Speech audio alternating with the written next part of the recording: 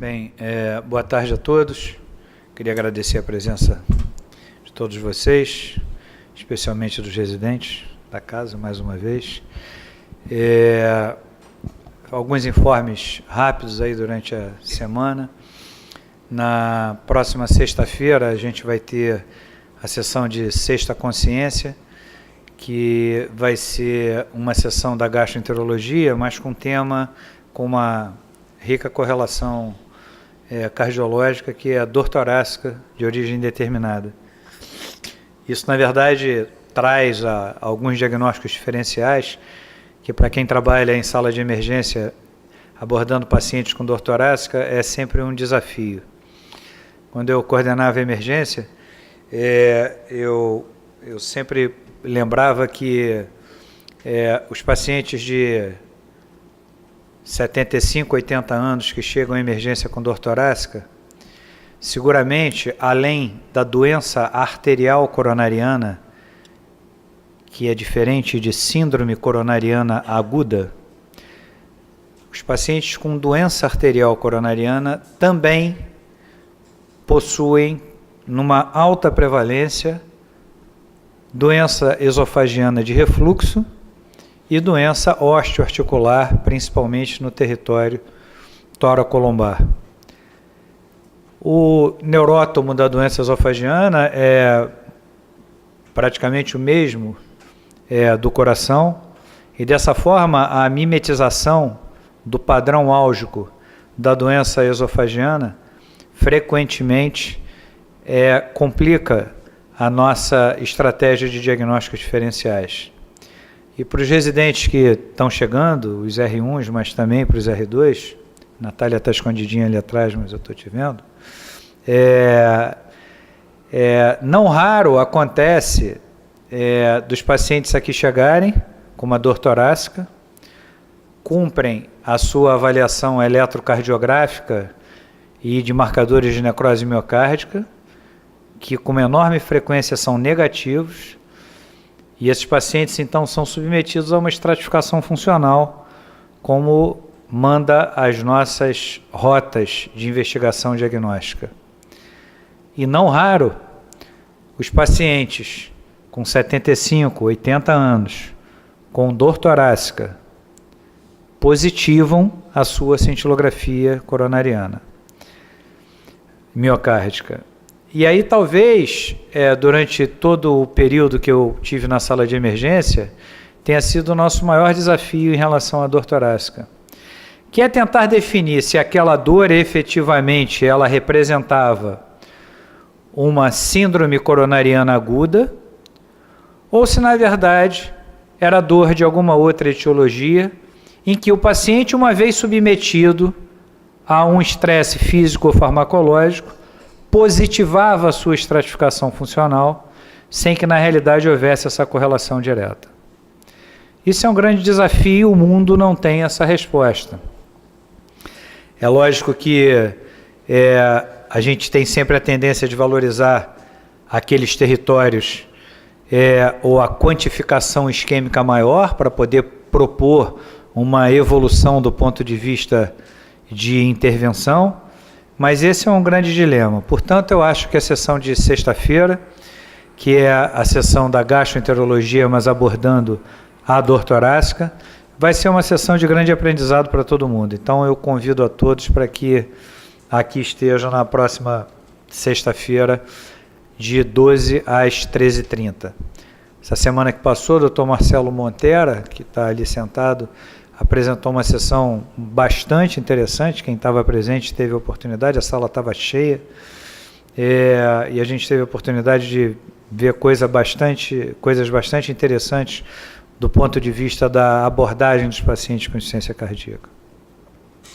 Hoje a sessão clínica do hospital traz um tema e um modelo um pouco diferente. Vocês sabem o quanto eu sou um entusiasta do modelo caso clínico, e dessa forma eu mais uma vez incentivei para que nós tivéssemos cenários clínicos para que pudessem consubstanciar o tema da nossa discussão de hoje, que vai ser a anemia dentro de um hospital como o Procardíaco. Esse tema, sem dúvida nenhuma, é de uma prevalência enorme. A gente lida com essas questões de tentar entender um pouco mais a etiologia dessas anemias no nosso cotidiano. E a unidade clínica, que é coordenada pelo Dr. Jorge Sabino, fez então a sugestão que, conjuntamente com o serviço de hemoterapia, nós trouxéssemos então essa discussão sobre a anemia. Eu acho que é um assunto muito bem-vindo, onde a gente vai ter oportunidade de discutir algumas questões de diversos modelos, e com certeza vai ser de muito proveito para todos nós. Eu não sei se tem mais algum informe, alguém na plateia, Montera, quer falar alguma coisa em relação a algum informe de insuficiência cardíaca? Quando eu estava vindo para cá, o doutor Disson me perguntou o evento da insuficiência cardíaca, que estava quase fechado, 17 de maio, é essa? Confirma a data, Montera? Doutor Disson, então 17 de maio tem um evento quase fechado. Ainda estamos no quase, não é isso, Montera? Já está fechado? Está fechado, então já não tem quase, o evento vai ser dia 17 de maio. E aonde vai ser, Montera? Windsor Atlântica. Windsor Atlântica, que até lá possivelmente vai se chamar Hilton. Você fecha, você vê, Hilton. Então veja bem, vai ser Hilton, tem 5 coffee breaks, tem um almoço incluído, isso que é propaganda, André. 5 coffee breaks, um almoço incluído, 3 convidados internacionais. Envolve C crônica e C aguda, terapêutica, morte súbita, os novos devices para morte súbita, uma mesa inteira sobre novos devices para IC crônica. Bom, eu tenho... E é de graça. Quarta-feira. Eu tenho certeza que todo mundo tem comida em casa, mas de qualquer forma vai ser um evento gastrocientífico. E então estão todos convidados, e nesse dia então, meus ajudantes aí do CEPRO, não teremos sessão no dia 17 de maio, a sessão vai ser então no Hotel Hilton, porque está trocando a bandeira do Windsor, para quem não sabe, parece que vai trocar a bandeira de Windsor para Hilton, então eu ainda continuo chamando de Meridian, então, para vocês terem uma ideia, é aquele ali da Princesa Isabel, esquina com a Avenida Atlântica. Meridian, né? Para muitos ainda é Meridian. Para os antigos. Então eu queria convidar o doutor Jorge Sabino para poder assumir então a moderação da mesa e poder então convidar os demais participantes. E desde já eu queria agradecer a doutora Bruna por todo o empenho na preparação dessa sessão. Sabino, obrigado mais uma vez. É um tema aparentemente não cardiológico, o que suscita, às vezes, um desânimo, uma apatia da nossa instituição frente à temática, né? Todos cardiológicos é mais motivante. Porém, assim, o André falou algumas coisas da dor torácica de origem, né, da seção de clínica, de gastro, e a anemia, ela não foge muito a isso, não. Por quê? Aqui na clínica de todos, quantos pacientes com anemia vocês conduzem nas suas clínicas? E nos pacientes hospitalizados, que têm doença cardiovascular? Então, é muito frequente. Então, nós fizemos um corte muito pequeno da nossa unidade para ter uma noção, e pudemos observar que cerca de 70% dos pacientes que chegam na nossa unidade tem algum tipo de anemia, ou seja, alta prevalência. Muitas vezes essa anemia ela está subdimensionada no seu aspecto diagnóstico, etiológico, porque o enfoque inicial foi todo pautado na doença primária dele, mas o impacto que a anemia pode trazer, e que vai ser debatido aqui, pode trazer descompensações clínicas das morbidades que o paciente vem apresentar. Então, nós vamos ser brindados pela doutora Bruna. Me permita aqui puxar aqui, porque a gente já vai ficando...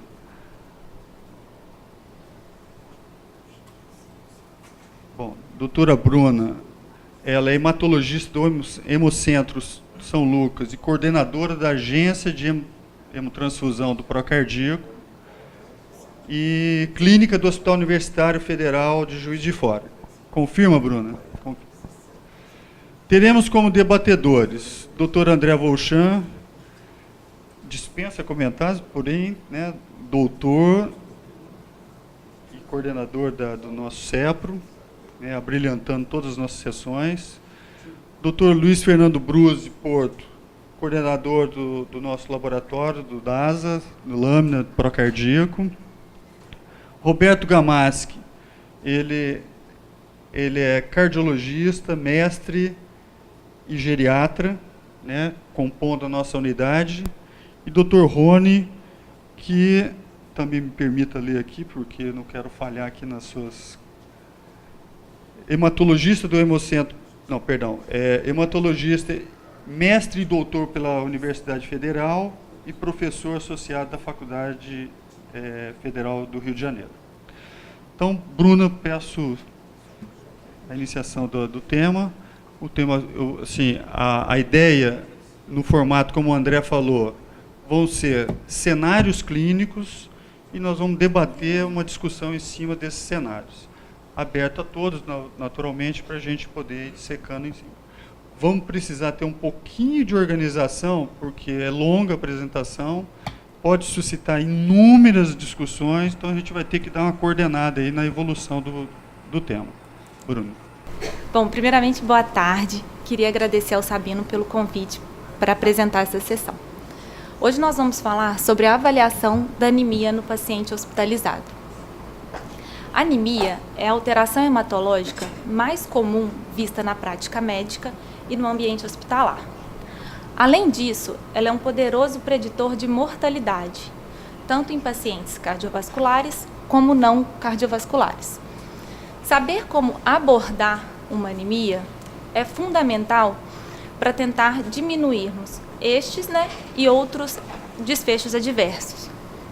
Diante disso, a gente propôs uma sessão para a discussão do tema através de cenários clínicos.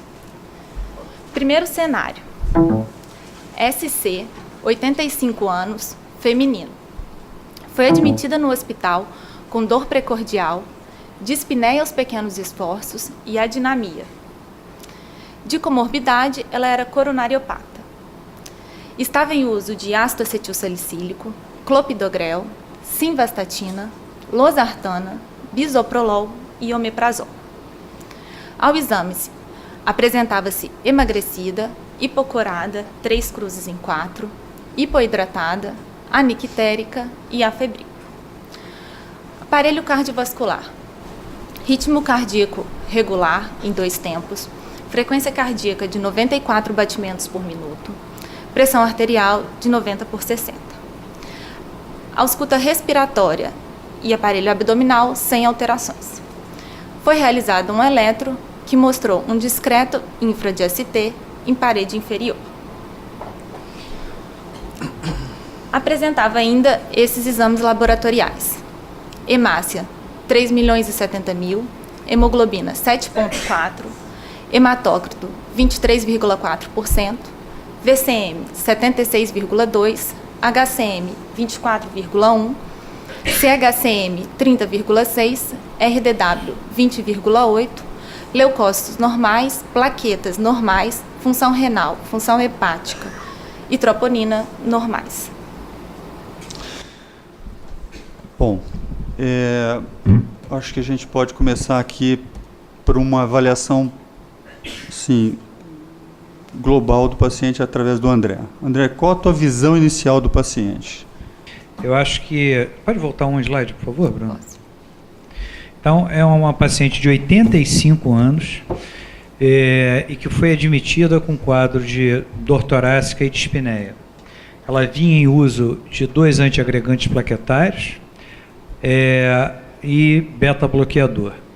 O que que chama atenção no exame físico dessa paciente é que ela está hipocorada, 3 cruzes em 4, e tem uma frequência cardíaca de 94, a despeito de estar beta-bloqueada, com uma pressão arterial de 90/60.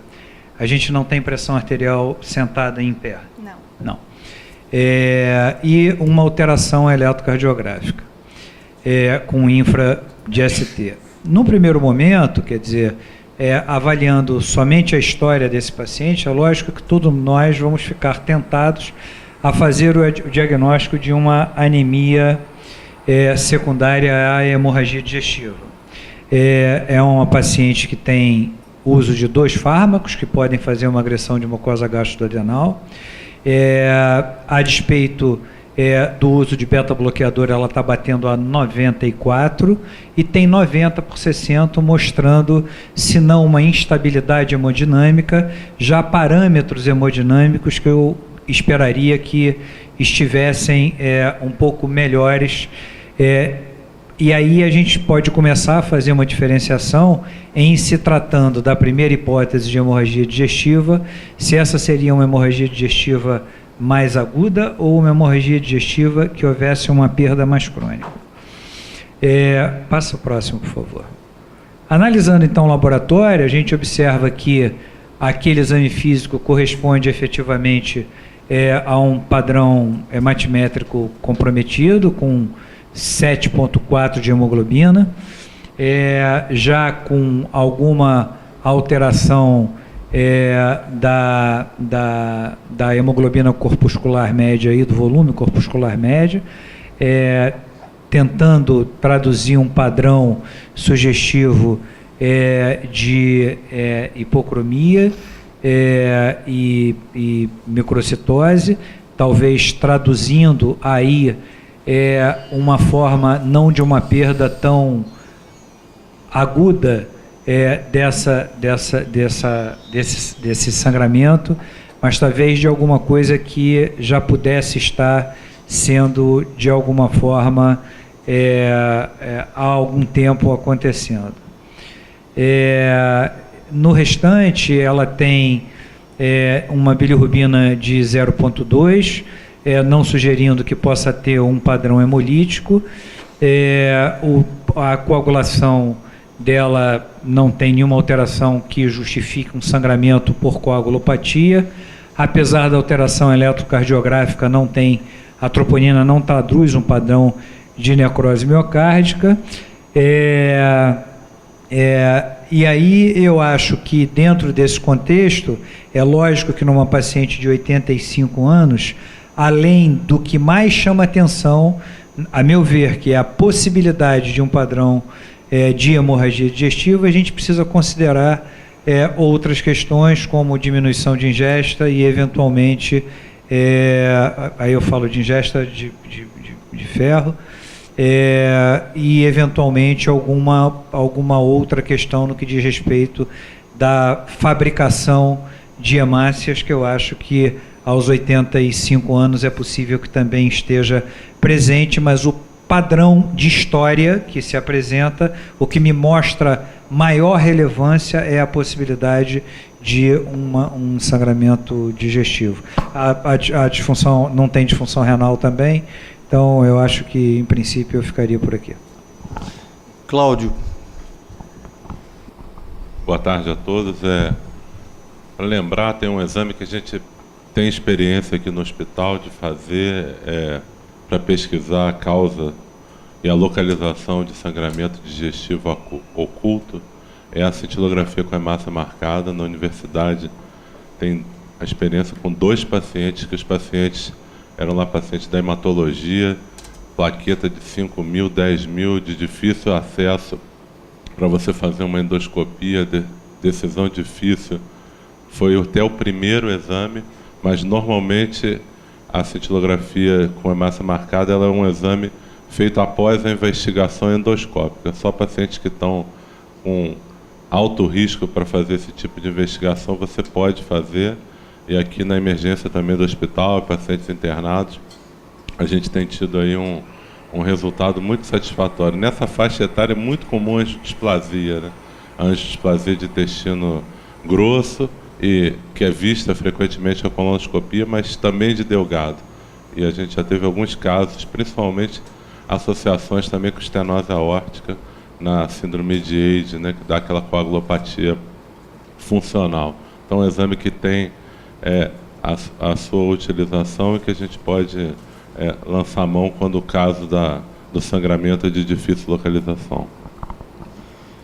Perfeito. Os moderadores, algum comentário? Quanto a essa angina, o André bem caracterizou, uma angina secundária, um paciente conhecido ser coronariopata, mereceria alguma investigação específica ou tratar a causa primária, que seria a anemia? Fazer um comentário rápido. Acho que tudo que é extremamente pertinente em relação à necessidade de investigação do tubo digestivo como provável responsável por uma anemia secundária, mas apenas assim faria uma consideração que embora o componente ferroprivo aí seja um fator possivelmente importante para um sangramento crônico, a anemia, especialmente no paciente idoso, muitas vezes tem um componente multifatorial. Então, talvez a gente, especialmente quando a gente, como o tema é anemia nos pacientes hospitalizados, né, muitas vezes a gente tentar caracterizar um pouco melhor os fatores envolvidos através de exames específicos, como avaliação da cinética do ferro, ver se existe, às vezes, deficiência de outros fatores, como o B12, porque muitas vezes essa questão de como provavelmente vai ser visto posteriormente, gera um fator de confusão. Existem situações que geram macrocitose, mas por haver uma condição de sangramento concomitante, não deixa que haja essa macrocitose frente a uma deficiência de vitamina B12, porque existe uma concomitância. Então, apenas fazer um rastreamento laboratorial um pouco mais amplo, né, nesses pacientes hospitalizados. Lógico. Deixa eu só complementar, por causa do slide, para não perder para a turma mais jovem. Eu uso muito o RDW. O RDW, normalmente as pessoas passam direto pelo RDW, e o RDW, cujo normal é em torno de 14, 14,5, ele é o sinônimo naquela observação de anisocitose. Então, quando o RDW está alargado, como é esse caso dessa anemia, possivelmente é um processo adquirido. A gente pensa nisso, não é um processo tipo uma talassemia, alguma coisa genética, em que todas as hemácias são pequenininhas. Então, particularmente para a falta de ferro, olhar o RDW ou olhar a presença de anisocitose é um negócio que vale a pena. Só complementando ainda, ele falou do RDW, de ter também a avaliação dos reticulócitos, né? Como muitas vezes a gente não tem, mas especialmente... Vai ser à frente, Então, assim, o que esse cenário ele traz já de importância? A gente tem um domínio sobre o tipo da anemia, né, que já vai começar a remeter às hipóteses diagnósticas dele. O cenário ele é simples, né, muito visível, a gente consegue entender, mas caracterizar a anemia, que vai ser o segmento que a Bruna vai dar. Por favor, Bruna. Bom, os comentários foram muito pertinentes, né? No entanto, de uma forma geral, quando a gente, hematologista, avalia um paciente com anemia, a gente sistematiza essa abordagem em 3 etapas. A primeira delas consiste na exclusão de doenças hematológicas primárias. Diante de um paciente com anemia, eu sempre vou olhar e vou ver se aquele paciente não tem uma leucopenia associada, se tem uma leucocitose, ou uma plaquetopenia, ou uma trombocitose. Partindo desse ponto, o hematologista ele gosta muito de classificar a anemia. E essa classificação ela pode ser feita tanto através dos reticulócitos, como através dos índices eritrocitários, e aqui nesse algoritmo, através do VCM, que a gente vai utilizar muito nessa aula. A partir dessa classificação, a gente parte para uma terceira etapa, que é a formação de hipóteses diagnósticas para o caso. Aqui, quando eu tenho uma anemia com resposta reticulocitária aumentada, uma pergunta que eu tenho que me fazer é: existe evidência de hemólise? Se sim, eu vou pensar em causas hemolíticas para essa anemia. Se não, eu vou pensar em causas hemorrágicas. Se eu não tenho uma resposta reticulocitária, e muitas das vezes eu não tenho a dosagem de reticulócitos. O reticulócito, ele geralmente não é um exame rotineiro que a gente pede na admissão. A gente pede ele depois que a gente vê o hemograma e tem isso daqui, os índices eritrocitários.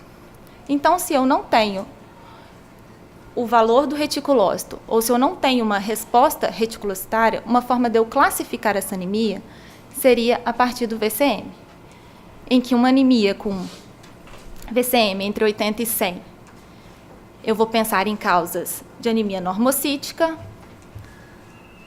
anemias com VCM menor do que 80, eu vou pensar em causas de anemia microcíticas, e anemias com VCM maior do que 100, eu vou pensar em anemias macrocíticas. Bom, e aí, relacionado a esse caso, a gente tem uma primeira pergunta: como classificar esta anemia? E aí, uma segunda pergunta a me fazer: quais são as causas de anemia microcítica? Essa figura aqui, ela ilustra muito bem as desordens caracterizadas por microcitose. Quando eu tenho microcitose, ela pode resultar de uma falta absoluta do ferro, como ocorre na anemia ferropriva, por uma deficiência relativa do ferro, como ocorre na anemia inflamatória, também chamada de anemia de doença crônica, ou por uma alteração na formação do M ou da globina. Então, para esse caso, o André e o Roberto já comentaram, a gente teria a hipótese diagnóstica de anemia ferropriva, e o Roberto lembrou muito bem, a anemia no idoso pode ser multifatorial. Então, o outro grande diagnóstico diferencial para esse caso seria a anemia da inflamação. Uma terceira pergunta seria: quais exames solicitar, então, diante de um paciente com anemia? Que exames vocês pediriam para evidenciar? É microcítica. Agora, se ela é ferropriva ou tem um componente inflamatório associado ou mista? O que seria solicitado para complementar?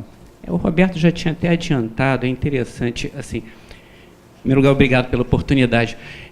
Acho que esse modelo é muito bacana, me lembra aquela lenda hindu, né, sobre o elefante no reino dos cegos, né, você apresentar um elefante, vários cegos tocando partes diferentes do elefante, e cada um ficou com uma imagem do elefante. Então, você conseguir integrar assim, o modelo mental de cada especialidade é muito enriquecedor. Com relação à avaliação de anemia, a gente em laboratório, sempre você tem basicamente dois grandes caminhos, né? Tem o caminho que é traçado a partir da observação do hemograma, e ali logo de cara a gente percebe que a série vermelha, as outras séries estavam normais, mas a série vermelha com os dados do VGM, você já vai olhar a lâmina pensando em microcitose e, além do RDW, extremamente alterado, a partir de 14,5, que é o ponto de corte, né, você já olha de uma maneira diferente, além da concentração de hemoglobina. Então, com isso aí, você já tem uma noção quando vai avaliar a anemia microcítica. Com relação, além disso, você tem também a avaliação bioquímica, que é o metabolismo do ferro, que pode ser acrescentada com a avaliação por imunoensaios. Particularmente, eu gosto muito, na parte de imunoensaios, da ferritina. A ferritina é um ótimo exame para avaliar anemia. Tem um detalhe com relação à ferritina, que é diferente da transferrina. A ferritina é uma proteína de fase aguda positiva. Então, ela vai sofrer alterações na presença de trauma, infecções, inflamações, ao passo que a transferrina é uma proteína de fase aguda negativa. Ela tem um caminho inverso. Além desses dois exames, a gente tem também receptor solúvel de transferrina, que não é uma proteína de fase aguda. Então, diferentemente a gente faz um joguinho com esses exames, com com esses exames todos para você diferenciar nos casos de anemia combinada, né? Assim, de combinação de causa alterando o resultado do exame laboratorial. O receptor solúvel da transferrina é legal por isso, que ele tem uma relação inversamente proporcional com a concentração de ferro. Então, no caso de uma anemia ferropriva, você tem um receptor elevado, justamente para aqueles casos onde você a dúvida, né, a interseção, né, de... Posso fazer uma pergunta? Lógico. Eu queria saber cenários em relação a ferro e ferritina muito complexos. Quer dizer, às vezes você não casa um com o outro e às vezes você vê uma ferritina assim de 600, 700 e não tem uma explicação, pelo menos nós clínicos assim, não temos aparentemente uma explicação. O paciente vem e diz: doutor, eu tenho um exame aqui que está dando um resultado absurdo, mas o ferro está normal. Eu queria saber, Luiz, o que você pode combinar para isso? Eu vou passar para o Rony aqui, hematologista. Que bom. Só te chamar a atenção. Tem duas possibilidades quando você tem uma ferritina muito alta, né? Ou você está diante de uma inflamação, ou você está diante, você pode estar com uma hemocromatose de penetração variável. Esse aqui é o problema. Entendeu? Então, ou você tem aquela hemocromatose que a ferritina vai a 1000, 2000, e é que você tem que tratar, mas você tem uma série de hemocromatoses, variantes de hemocromatose, entendeu? Então, normalmente, se você não tem um índice de saturação, quer dizer, você faz aquele TIBC e o ferro, e solicita o índice de saturação da transferrina. Se ele não estiver alto, quer dizer, acima de 40%, você pode ficar tranquilo com essa ferritina, se o seu paciente não tem inflamação, entendeu? Não, assim, ela tá... Às vezes tem PCR normal, então você não tem A única... inflamação. A única coisa que eu chamaria a atenção é isso. Pode ser que seja uma hemocromatose aí com uma penetração pequena, que tem um pequeno aumento da ferritina. Então, vamos ver os exames que são mais pertinentes? Bom, existem diversos exames disponíveis para a gente estar avaliando a anemia. Reticulócitos, ferro, ferritina, transferrina, índice de saturação de transferrina, capacidade total de combinação do ferro, receptor solúvel da transferrina, razão entre o receptor solúvel da transferrina e o log da ferritina, epsidina e níveis de citocina. De uma forma geral, com esses 5 primeiros exames, a gente consegue resolver a maioria dos casos. Esses 4 últimos são exames que a gente quase não dosa, mas que são muito úteis em casos de associação de uma anemia ferropriva com uma anemia de doença crônica. Aqui a gente tem uma tabela que mostra os níveis séricos desses exames na anemia de doença crônica, na anemia ferropriva e em ambas associações.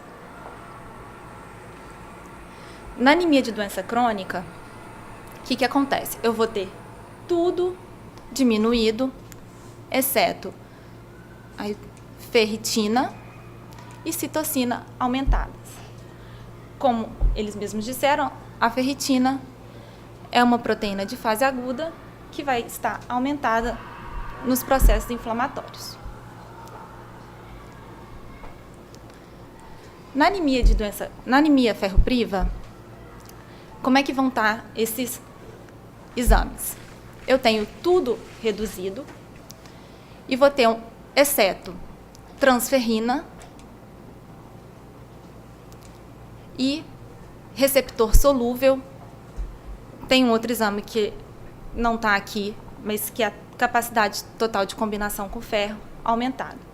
Isso tudo porque tem uma avidez pelo ferro, o organismo pede ferro, então a transferrina aumenta, o receptor solúvel, que é onde passa a transferrina, ele aumenta,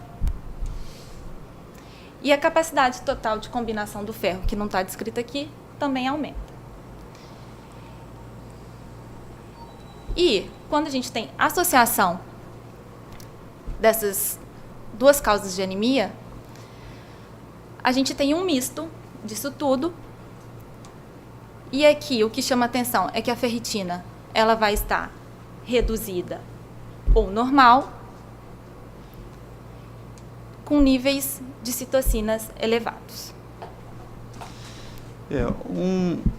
Isso assim, apresentando, está parecendo tudo bem fácil de entender, simples, né? Assim, o André caracterizou bem logo no início toda a dinâmica do caso, mas na prática, no dia a dia, e dentro dessa casuística que a gente levantou, né, ali da unidade, foi um corte, né, uma visão assim, só para a gente ter uma noção. Curiosamente, os pacientes que tinham anemia, eles só pediam 2 exames, ferro e ferritina, o que é insuficiente para você, muitas vezes, completar a sua interpretação dessa anemia. Por quê? É o que vai ditar o passo seguinte, que seria um tratamento, né? Eu vou repor ferro, ele tem doença crônica, eu vou fazer um outro tipo de intervenção, ou até misto, né? Então é importante a gente ter essa noção um pouco mais profunda, mais detalhada, incorporar, né, esse passo a passo no dia a dia dos nossos pacientes. Nós vamos ter pacientes com as doenças que motivaram a internação com anemia. Muitas vezes a gente mantém o foco na doença principal, uma insuficiência cardíaca, uma doença coronariana, e tem uma anemia que está subavaliada, que vai ter um impacto na morbimortalidade dele à frente. Então, tem que ter esse paralelo na avaliação, né, ser mais profundo. Se tiver dificuldade, naturalmente, esbarra não consigo interpretar, os especialistas estão disponíveis na casa para a gente consultar, né. Vamos à frente? Dr. Isaac. É uma paciente de 85 anos, coronariopata, com dupla agregação. Não foi dito se ela tinha colocado stents. Colocou ou não? Esse paciente tinha stents. Tá? Assim, não foi o foco principal, mas era um paciente que... Por que o motivo de a gente colocar dupla antiagregação? Mostrando que a gente vai pensar em algumas causas. Se esse paciente tivesse, como o Rony falou inicialmente, microcitose de origem hematológica, né? Ele pode ter uma causa mista, uma esferocitose com hemólise e um sangramento crônico por uma erosão de mucosa gástrica.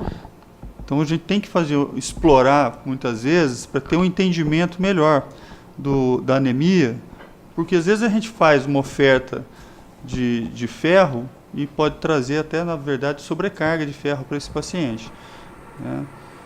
Então é importante a gente ter esse entendimento, discriminar toda essa característica, reticulócito, ferro todo, para poder ter a anemia bem caracterizada e saber o que a gente vai propor de tratamento. Roberto. É que tem uma consideração em relação ao paciente hospitalizado, né, com várias comorbidades, habitualmente submetido a intervenções. Esse fator, os fatores de confusão aumentam muito. Então, é diferente do paciente ambulatorial, rígido, né, um ferro e ferritina, muitas vezes, grande parte vão ser... A gente se satisfaz até para...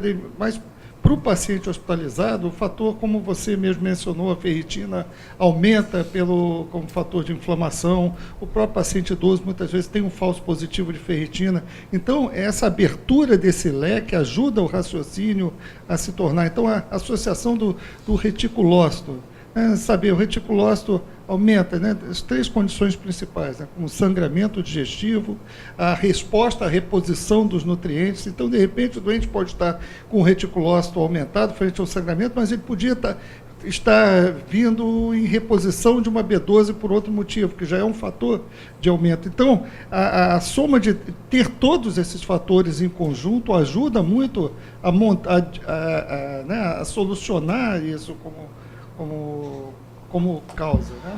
Então, a paciente tinha esses exames.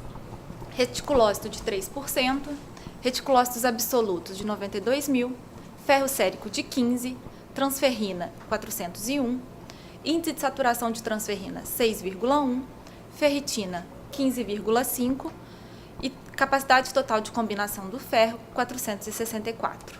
Tudo baixo, com transferrina aumentada e capacidade total de combinação do ferro aumentada. Diante disso, né, um paciente com ferro baixo, capacidade aumentada, ferritina baixa, nós estamos diante de uma anemia por deficiência de ferro. E aí, a grande questão é determinar a causa dessa anemia. E aqui eu coloquei uma tabelinha com as principais causas de anemia por deficiência de ferro. Causas fisiológicas, causas ambientais, causas patológicas, que é a que se enquadra a nossa paciente. Provável sangramento do tubo digestivo. Podem ter causas relacionadas a drogas, genéticas e a uma eritropoese restrita de ferro. Então, o que parecia simples abre um leque aí de hipóteses diagnósticas, né? Então, essa é a ideia da sessão, a gente ter uma abertura maior para essas possibilidades, tá? Tá sempre em mente e consultando naturalmente. A gente não vai lembrar disso com precisão, mas lembrar que existem outras causas além só do sangramento digestivo. Vamos em frente? Então vamos para o cenário 2. O idoso é comum nutricional também, né? Exatamente. Pode ter causa mista, está sangrando e ter uma alteração nutricional. O omeprazol pode dar também. A alcalinização, o pH ácido é importante. As três causas mais importantes em que a gente não acha nada, né? A gente pode chegar até a cintilografia, como o Tinoco falou, e não acha, a gente tem que buscar. São doença celíaca oculta, gastrite atrófica, tá? Que existe uma faixa etária que predomina a falta de ferro, outra que falta de B12, e H. pylori. Crescentemente está sendo relatado correção de anemia ferropriva com tratamento para H. pylori. Ô, Evandro. Eu vou ter um outro compromisso, mas para dizer a Bruna e seguramente um caso espetacular, não é? Embora fosse simples. E aí duas coisas fundamentais, não é? Primeiro, a gente ter uma Disneylândia de exame e ter uma racionalidade, como o doutor André Bouchard chamou atenção, de como utilizar esse exame. E a terceira coisa é o consultor hematológico, não é? Então nós temos aqui, não é, o Rony e o Luiz, né, no laboratório, é uma honra e um privilégio, né, para a gente não ter a oportunidade de sair pedindo uma série de coisas, tudo isso tem custo e leva mais exames adicionais, e a gente poder ter uma racionalidade no uso do recurso. Cenário 2. RFS, 79 anos, masculino. Paciente internado com choque séptico de foco urinário. De comorbidades, ele tinha sequelas motoras de acidente vascular cerebral isquêmico e hipertenso.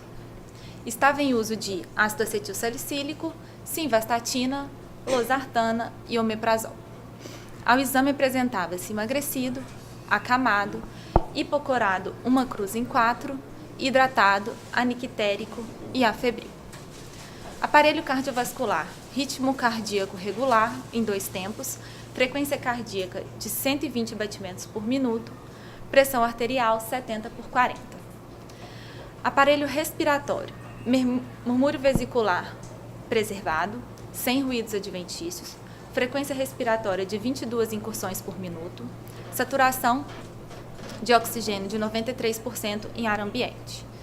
Abdômen, gastrostomia funcionante sem outras alterações. Doutor André, nos contemple aqui com a visão clínica. Então, um paciente de 79 anos, internado em princípio com diagnóstico de uma sepse urinária, em uso de aspirina, e que no exame físico, basicamente, o que chama atenção, está hipocorado 1 cruz em 4, e tem uma instabilidade hemodinâmica com 120 de frequência cardíaca, com 70/40 de pressão arterial. Pela história, eu acho que aqui tem algumas coisas que acho que a gente tem que chamar a atenção. Primeiro, em relação ao diagnóstico de choque séptico urinário. É lógico que um paciente com uma história de infecção urinária que se apresente com esse nível de instabilidade hemodinâmica, após uma reposição volêmica de 500 ml de cristalóide, se assim permanecer, ele passa a ter o diagnóstico de choque séptico urinário. Mas, naturalmente que, por estar hipocorado 1 cruz em 4, e por ser uma sessão de anemia, e estando em uso de aspirina, eu também preciso considerar a possibilidade desse paciente ter uma infecção urinária e ter uma hemorragia digestiva em fase aguda, ainda que não tenha efetivamente nenhum relato de exteriorização de sangramento. É lógico que tudo nos leva a crer que realmente seja um choque séptico de origem urinária, mas como... chegou a passar o laboratório já? Não. Não, tá. Então pode voltar, eu não tinha visto o laboratório. É só para lembrar que é lógico que o diagnóstico é uma sepse urinária, e nessas circunstâncias, num paciente de 79 anos, eu esperaria no laboratório poder encontrar algum grau de anemia, um padrão de leucocitose, podendo haver ou não disfunção plaquetária, além de uma coagulopatia, caso essa fosse uma das disfunções orgânicas. Lembrar que aos 79 anos também pode haver algum grau de disfunção renal, seja ela crônica ou agudizada por conta da infecção urinária, que também poderiam permear o diagnóstico da anemia. A gente vai ver o laboratório? Exames laboratoriais. Hemácia, 3.900.000. Hemoglobina, 9,7. Hematócrito, 30,1. VCM, 88. HCM, 30. CHCM, 31. RDW, 14,2. Leucócitos normais. Plaquetas normais. Função renal normal. Função hepática normal. Então, em princípio, é um paciente que tem uma hemoglobina de 9,7. O Rony tinha chamado a atenção em relação à importância do VCM, é uma anemia normocítica. E a única coisa que me causa estranheza nesse exame de laboratório são 6.830 leucócitos com 169.000 plaquetas. Ele tem uma ureia e uma creatina normal, mostrando que não tem nem padrão compatível com disfunção crônica, nem que pudesse ter agudizado. A albumina também baixa, que é uma proteína de fase aguda, então também pode estar consumida. E as bilirrubina total normal, mostrando que a gente não tem, em princípio, um padrão hemolítico. E aqui eu só colocaria como pano de manga, como carta de manga, a possibilidade de haver algum componente medular tipo proteinemia. Não, hipoplasia, por conta desse paciente não apresentar uma resposta leucocitária que eu esperaria frente a um choque séptico. Isso pode acontecer ou nas sepses muito graves, onde você tem efetivamente uma falência do sistema imunológico, ou quando na realidade essa medula não está preparada para poder responder. As plaquetas de 169 também podem ter o mesmo raciocínio, ou já estarem numa fase de consumo, ou não terem tido uma resposta, uma vez que a trombocitose também pode se apresentar na fase aguda dos processos inflamatórios. E voltando só à questão do VCM, que lembrar que é uma anemia normo, e dessa forma, então, eu acho que a gente seguiria mais ou menos por esse caminho. Acho que eu vou ficar por aqui, porque... Então, vamos lá. Seguindo o raciocínio hematológico, né? A princípio, é um paciente que não parece ter uma doença primária da medula óssea. O leucócito normal a gente atribui a possibilidade do idoso não fazer leucocitose diante de um quadro infeccioso. E quando a gente vai classificar essa anemia, inicialmente a gente não tem os reticulócitos, a gente só tem o VCM e uma anemia que se classifica como normocítica. Então, como classificar essa anemia? Anemia normocítica. Quando a gente está diante de uma anemia normocítica, a gente geralmente pensa em causas, nas causas frequentes de anemia macrocítica, mielodisplasia, perda de sangue e hemólise. E as causas mais frequentes de anemia microcítica, anemia ferropriva e anemia de doença crônica, que é uma anemia inflamatória. Bom, a partir dessas hipóteses, quais são as hipóteses diagnósticas para anemia deste paciente? Alguém comentar alguma coisa? Eu acho que pelas comorbidades que tem esse paciente prévio, acho que esse paciente tem frente a provavelmente um protocolo de sepsis agora, mas em relação à anemia, as comorbidades podem levar ele a possibilidade de uma anemia por doença crônica, com quadro agudizado frente a uma sepsis. Tem alguns germes que até são causadores de hemólise, né, frente à sepsis urinária, mas, de qualquer maneira, eu só ressalto novamente, frente à necessidade de investigação da anemia nesse paciente, acho que só os volumes, né, a presença ou não de microcitose ou macrocitose, não é suficiente para a gente estabelecer a causa. Acho que essa questão não se basear unicamente nesse volume da hemácia, muito porque, frente às diversas comorbidades, a combinação dessas deficiências, uma compromete a outra. Uma causa que gera macrocitose, mas na presença de uma outra que causa microcitose, uma anula a outra. Então, apenas de abrir o leque para a deficiência de B12 nessa faixa etária é bastante significativa, chega a quase 15% a 20%. Como o Rony falou, o uso de bloqueadores da acidez estomacal, que é de uso corrente na nossa, já altera a absorção de ferro, de B12, de todos esses microorganismos. Então, abrir isso para B12, para folato, reticulócitos, muitas vezes hormônios tireoidianos, então ter mais ou menos um protocolo amplo de avaliação nesse sentido.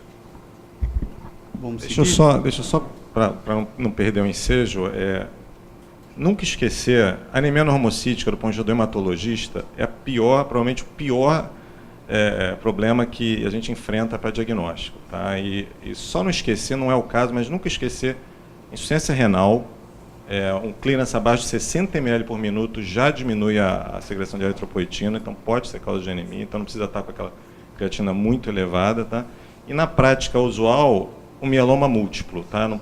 Nunca esquecer que também é uma doença que pode aparecer com aquela dor do idoso, aquela anemia, e a gente não pode perder a oportunidade. Não que eu acho que seja, mas eu acho que são duas coisas que eu queria ressaltar. Bom, em frente. Bom, então só voltar aqui, né, de todas essas causas que a gente falou, a gente fica com uma anemia hemolítica, uma perda de sangue, uma anemia inflamatória e uma anemia ferropriva. O paciente não tinha história de doença renal crônica e não tinha história de mielodisplasia. Diante de uma anemia normocítica, como o Rony falou, realmente as hipóteses são muito amplas. E a gente, para avaliar esse paciente, a gente precisa de avaliar o sangue periférico, a gente precisa de dosar o reticulócito, como o Roberto disse, a gente precisa de avaliar marcadores de hemólise, o estudo do ferro para avaliar perda de sangue e avaliar a função renal, pensando sempre na anemia da doença renal. Bom, relacionado ao caso, a paciente tinha estes exames. O Rony quer comentar? Ou Luiz? Chama a atenção que reticulócitos estão na faixa normal, né? Reticulócito absoluto, principalmente.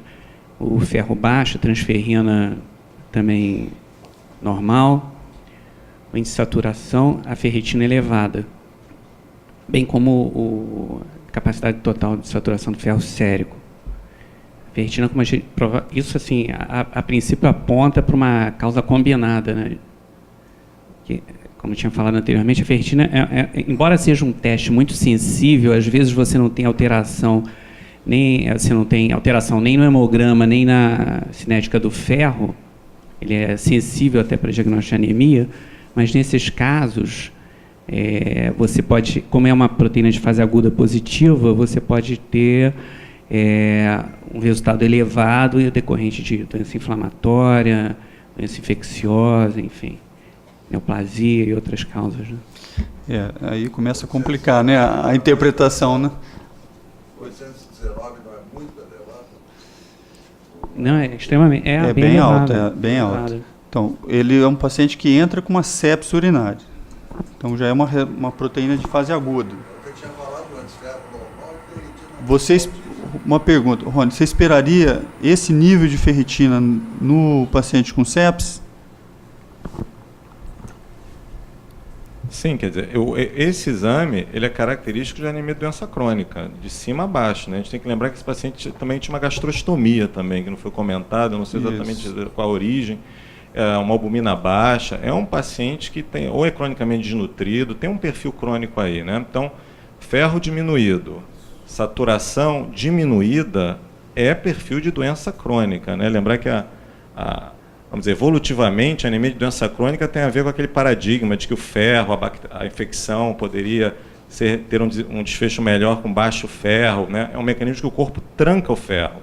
Também é conhecido como deficiência de ferro funcional, quer dizer, você tem o ferro, mas ele não está no sistema sanguíneo, né? Então a saturação está baixa, o ferro está baixo, mas você vai no fígado, tem muito ferro no fígado, então as ferritinas podem até subir por conta disso.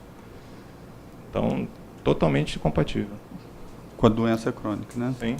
Isso. Então, isso pode ser um confundidor, né? Você pediu só ferro e ferritina, o ferro está baixo, ferritina alta. Pronto, e virou um dilema na banca. Você se satisfaria só com ferro e ferritina na clínica habitual ou você complementaria com o restante dos exames? Porque quando eu olho, na questão é que quando eu olho para isso, eu não olho meramente para o diagnóstico, mas assim, como tratar o paciente, né? Porque, na verdade, o ponto em comum final é, se ele tem falta de ferro, por que ele tem falta de ferro? Se ele tem uma doença crônica, como é que a gente vai manejar isso, né? Então, do ponto de vista etiológico, eu estou confortável. A questão é exatamente como é que interagir esse branco, porque não existe branco, e o primeiro caso foi um caso bastante atípico, por ser uma falta de ferro pura. Na verdade, o mundo é cinza, né? Então, esse é um caso tipicamente cinza. Então, só para ilustrar para vocês, em 2013, saiu no New England Journal um estudo randomizado em que pacientes com insuficiência cardíaca, eles foram randomizados para um grupo. Uma vez comprovada a deficiência de ferro, pelos critérios que eu vou falar daqui a pouquinho, eles foram randomizados entre ferro venoso contra observação, tá? E a administração de ferro venoso, mesmo na ausência de anemia, mesmo na ausência de uma anemia ferropriva comprovada, foi benéfica. Então, naquele estudo, só para ilustrar como o mundo é cinza, eles consideraram deficiente e apto a receber ferro pacientes que tinham ferritina, insuficiência cardíaca e ferritina menor do que 100, puramente 100, então já não é aquele 20, ou menor que 300 com saturação inferior a 20%. Então, se esse paciente não tivesse 800, tivesse 300 ferritina, mais uma saturação de 20, ele mesmo com eu dizendo que é anemia de doença crônica, ele poderia ainda assim se beneficiar de ferro venoso. Então, a coisa realmente se confunde aí mesmo. Bom, então, assim, como você falou, o primeiro cenário, simples e puro, ferroprivo. E esse já começa a complicar. Então, a gente pode seguir... Nesse cenário, com esses resultados, a gente consegue excluir, com esse reticulócito, hemólise e sangramento agudo. Tem um perfil de ferro que nos leva a pensar em anemia de doença crônica. E falta aqui, como o Roberto disse, dosagem de ácido fólico e vitamina B12, como bem lembrado para o Rony, era um paciente gastrostomizado, que a gente não pode falar se é só uma anemia de doença crônica ou se teria alguma outra anemia carencial associada por B12 e ácido fólico. Então, a princípio, o diagnóstico definitivo seria anemia de doença crônica. A anemia de doença crônica, ela é uma manifestação hematológica de injúrias sistêmicas de etiologia infecciosa aguda ou crônica, inflamatória ou neoplásica. E ela ocorre por diminuição da disponibilidade do ferro e da produção de eritropoetina. Aqui a gente tem uma tabela com as causas de anemia de doença crônica, infecções agudas ou crônicas, virais, bacterianas, parasitárias e fúngicas, neoplasias, doenças autoimunes, rejeição crônica a transplante de órgão sólido e doença renal crônica associada com inflamação. O que acontece na anemia de doença crônica ou inflamatória? A hepcidina é uma proteína de fase aguda e ela vai obstruir, ela vai se ligar à ferroportina e impedir a absorção do ferro e também se ligando à ferroportina, ela impede a liberação do ferro do sistema retículo endotelial. Por isso que o ferro está baixo e os estoques de ferro estão aumentados. O diagnóstico é um diagnóstico de exclusão, geralmente é uma anemia normo-normo, em 70% dos casos, com ferritina normal a aumentada. E o tratamento é tratar a doença de base. Transfusão a gente vai utilizar quando a gente quiser reverter rapidamente essa anemia. A suplementação de ferro ela é muito controversa. Eles sugerem que a suplementação deva ser feita quando tem anemia de doença crônica associada com anemia ferropriva e indicação de agentes da eritropoetina quando tiver uma hemoglobina geralmente abaixo de 10. Bom, então agora vamos para um cenário um pouco mais complexo, né, em que aqui vai exigir um raciocínio mais amplo, dada a complexidade do paciente. Esse foi um paciente tratado aqui na instituição, muito interessante, que ainda vai ter outros desdobramentos em sessões futuras, não com esse tema de anemia, mas vão ter outros dados aí bastante interessantes. Vamos lá, Bruno. PH, MS, 57 anos, masculino. Paciente submetido a transplante cardíaco há 2 meses. Evoluiu durante a internação com síndrome da angústia respiratória aguda, tromboembolismo pulmonar e infecção por citomegalovírus. No momento apresenta-se assintomático e com boa evolução. De comorbidade, era um paciente que tinha hipotiroidismo e doença renal crônica não dialítica. Estava em uso de tacrolimus, micofenolato mofetil, valganciclovir, sulfametoxazol trimetropin, prednisona, marevan, apixabana, ivabradina, omeprazol e levotiroxina. Ao exame apresentava-se emagrecido, hipocorado, 2 cruzes em 4, hidratado, anictérico e afebril. Aparelho cardiovascular, aparelho respiratório e aparelho abdominal sem alterações. Exames laboratoriais. Hemácias 2.520.000, hemoglobina 8,4, hematócrito 25,9%, VCM 103,4, HCM 33,3, CHCM 32,4, RDW 18,7, leucócitos normais, plaquetas normais, função renal, ureia 95, creatinina 1,6, proteína total 5,1, albumina 2,6, TGO 30, TGP 27, bilirrubina total 1,2, TSH 2,5, reticulócitos absoluto 72.000 e biópsia miocárdica sem rejeição a transplante. André. Tem um paciente de 57 anos que foi submetido a um transplante há 2 meses, evolui com algumas complicações, um tromboembolismo pulmonar, infecção por citomegalovírus, e tem de HPP um hipotiroidismo e doença renal crônica. Medicações, ele faz uso de uma série de medicações, entre elas, estranhamente, Marevan e Apixaban, é isso mesmo? Não, tá. Ele teve um período com Marevan, depois foi Apixaban, tá equivocado. Tá. Além de corticoide, e como o Sabino já chamou a atenção, quer dizer, antes de entrar no exame físico especificamente, que eu acho que, na realidade, nos quadros de anemia, a história, aliás, como tudo em medicina diagnóstica, né? A história representa 80% a 90% do nosso raciocínio clínico. O exame físico não que não contribua, mas proporcionalmente contribui muito menos do que a história. E esse paciente especificamente, ele já traz aqui para a gente algumas questões, não só do acometimento crônico e agudo que ele teve, por conta provavelmente de uma insuficiência cardíaca que já devia se arrastar, e ao evento do transplante cardíaco, que é muito recente, que já podia por si só ter propiciado não somente perda sanguínea, mas eventualmente multitransfusões, num modelo como esse, e a partir daí todas as suas complicações.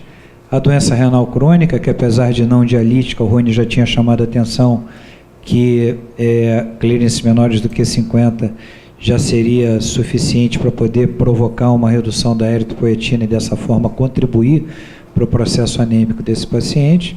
E o que chama a atenção é esse saco de remédio que o paciente carrega, que independente da possibilidade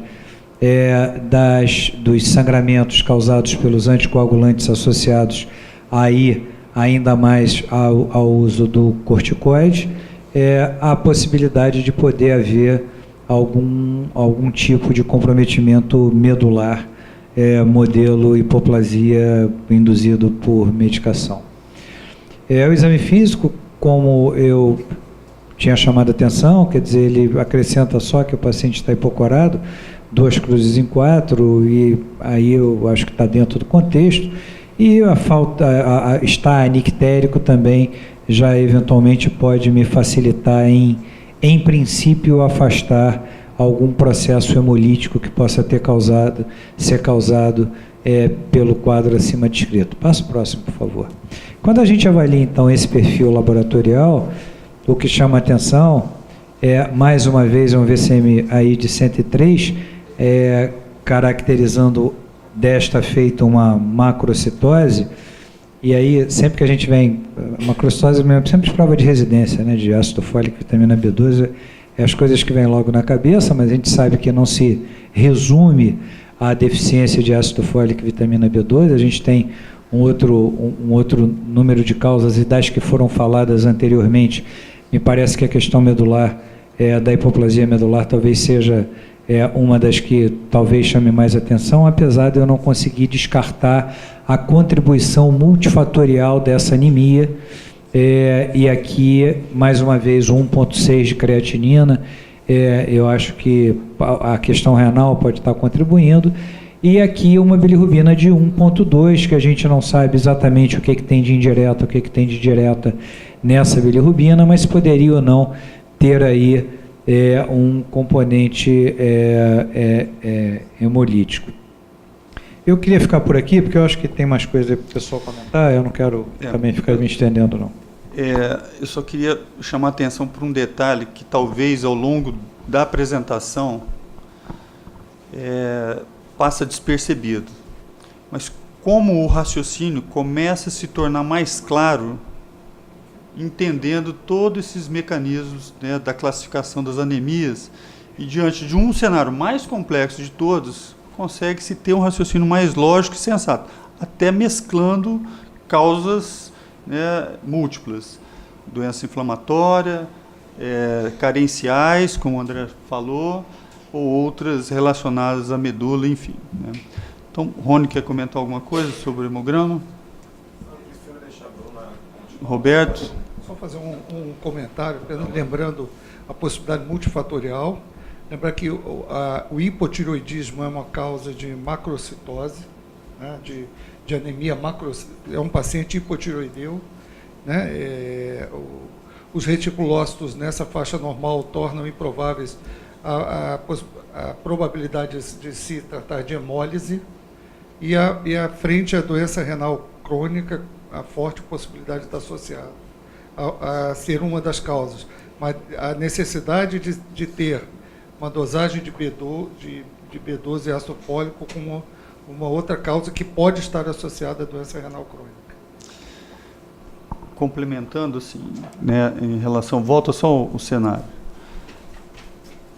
Diante do, assim, eu acho que para os residentes é importante a gente lembrar que cada droga a gente tem que ter domínio sobre ela, entender o que é a droga, seus possíveis efeitos colaterais e as suas interações medicamentosas, principalmente nesse cenário. O saco de remédio, como o André chamou atenção. Então tem que se apoderar, tem muitas drogas que podem trazer os efeitos colaterais, né? Que a Bruna vai chamar atenção e mostrar aí esse cenário. Só para desculpa, só um detalhe, uma das coisas que ajudaria a gente muito ainda na fase de exame para depois não cortar a Bruna, é o seguinte, quer dizer, uma boa avaliação da lâmina de sangue periférico pela gente já poderia indicar as alterações típicas de deficiência de B12, deficiência de ácido fólico, né? Outra coisa que a gente gosta de olhar muito no exame físico é a língua do paciente, se a língua está despapilada, não está, né? Então, tem outras coisas ali que poderiam já direcionar a gente pela plurissegmentação dos neutrófilos. Então, a gente poderia estar um pouco mais na frente já. Vamos em frente, Bruno. Temos, para encerrar, esse paciente 6 minutos. É um paciente muito rico em achados que a gente poderia enumerar assim, várias causas para a anemia dele. Ter esse valor do reticulócito foi fundamental para a gente excluir causas hemolíticas e sangramento agudos para esse caso. O paciente tinha um reticulócito de 72.000. Também tem um dado que a gente não comentou, mas que foi muito interessante. Ao longo da internação desse paciente, ele ficou com esse VCM aumentado. Ele interna com VCM de 90 e fica com VCM de 104. Bom, então é uma anemia macrocítica. Quando a gente tem causas de anemia macrocítica, a primeira coisa que a gente pensa é deficiência de B12 e ácido fólico. E como foi falado, existem outras causas que a gente também tem que pensar. Mielodisplasia, doença hepática, hipotiroidismo, drogas, hemólise e sangramento. O TSH dele permaneceu alto? Estava normal. Normal. Estava corrigido, já. Né? Isso. Bom, então, com o reticulócito normal, a gente consegue excluir hemólise e sangramento. O TSH dele é normal, a gente, a princípio, consegue excluir hipotiroidismo. É um paciente que, a princípio, não tinha nenhuma alteração hematológica que pudesse suscitar uma mielodisplasia e não tinha doença hepática. Então, as causas principais que a gente atribuiu para esse paciente foi deficiência de vitamina B12, ácido fólico e drogas. Então, diante de um paciente com VCM aumentado, a gente vai excluir doenças primárias da medula, doença hepática, hipotiroidismo, drogas, dosar B12 e ácido fólico, como eu já falei. E aí o paciente veio com estes exames: reticulócito de 3%, absoluto 72.000, vitamina B12 559, normal, ácido fólico, normal. E agora? Não, a B12, a gente fica com a hipótese das drogas, né? Quer dizer, é sempre a pior das hipóteses, que a gente nunca consegue suspender as drogas para ver se melhora, né? Mas o fato da anemia ter se desenvolvido durante a internação é muito sugestivo, né? De que alguma coisa foi feita durante a internação que provocou a macrocitose, né? Não tem aparentemente razão nenhuma para se acrescentar a medicação, nem ácido fólico, nem B12. Não. Eu pergunto se a eritropoietina pode ser usada, tem possibilidade de ser usada num caso como esse, ou é desnecessário? Porque eu tenho uma paciente de 96 anos que tem um quadro desse, só respondeu a eritropoietina, foi absolutamente não irrespondível a ferro e B12 e ácido fólico, e com a eritropoietina eu consegui levá-la a 4 milhões. E dei, digamos assim, de uma forma quase empírica, porque eu não tinha outra coisa. É possível porque ela tem insuficiência renal também. É possível, né? Tudo quanto é doença autoimune, eu já andei observando e tal, né? Sempre tem anemia macrocítica, que é uma coisa interessante, e particularmente faz parte da síndrome da anemia, das doenças autoimunes. Então, eu não... macrocítica. E eu não sei se foi feito fã nesse paciente e tal, né? É assim uma opinião que eu dou de uma pessoa que não está muito ligada às hematopatias. Assim, a investigação de doença autoimune para ele foi pautada na possibilidade de rejeição, né? E que as biópsias endomiocárdicas foram todas negativas. Então, o FAM, ele é até perigoso, porque ele pode até estar alto, porque é por respostas inflamatórias, pode ser um confundidor dessa história toda. É um paciente que está sob o efeito de cortisona, né? Está em uso de terapia, corticoterapia, para evitar que teoricamente estaria, né, freando a manifestação autoimune. Micofenolato, que é um depressor, né, imunológico, enfim, que o pessoal tem mais experiência lá do pós-operatório com ele. Mas a probabilidade vai aparecer aqui no que ela vai comentar, né? Por isso que é importante nos apoderarmos do entendimento de todas as drogas que esse paciente está tendo. Toda a história clínica é fundamental, como o André chamou atenção. Nele a gente vai montar todo o cenário para chegar a uma conclusão provável, às vezes não definitivamente conclusiva, mas provável. Bom, então esse era um paciente que usava micofenolato mofetil e trimetropin, e a gente atribuiu o aumento do VCM a essas drogas. No entanto, quando a gente segue um algoritmo, principalmente um algoritmo que direcionou para anemia macrocítica, hora nenhuma ele intercala e a gente tem que fazer o raciocínio por a gente mesmo. Existe uma outra anemia associada?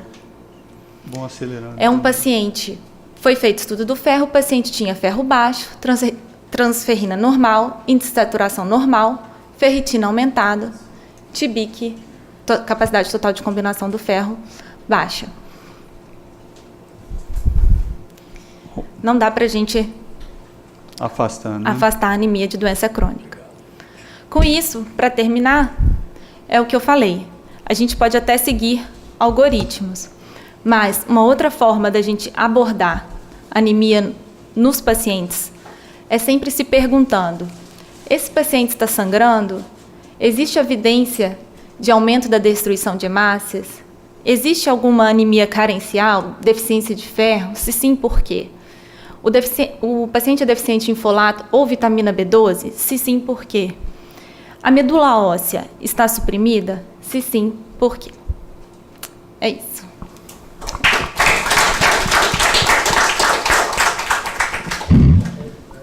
Bom, eu sei que muita gente dormiu na sessão. É um tema árduo, é um tema pesado, difícil, né, de acompanhar. Porém, é exatamente o dia a dia de todos nós. Então, o objetivo é tentar um despertar. Isso não vai ser suficiente nessa apresentação sedimentar todos esses conceitos, mas a gente começar a explorar melhor, né? Explorar tanto a teoria, os conceitos dentro dos livros, da literatura, como os nossos especialistas, que podem trazer informações bastante pertinentes e ser um facilitador na condução desses casos que são extremamente complexos na nossa instituição. Obrigado, André, pela oportunidade. Obrigado a todos.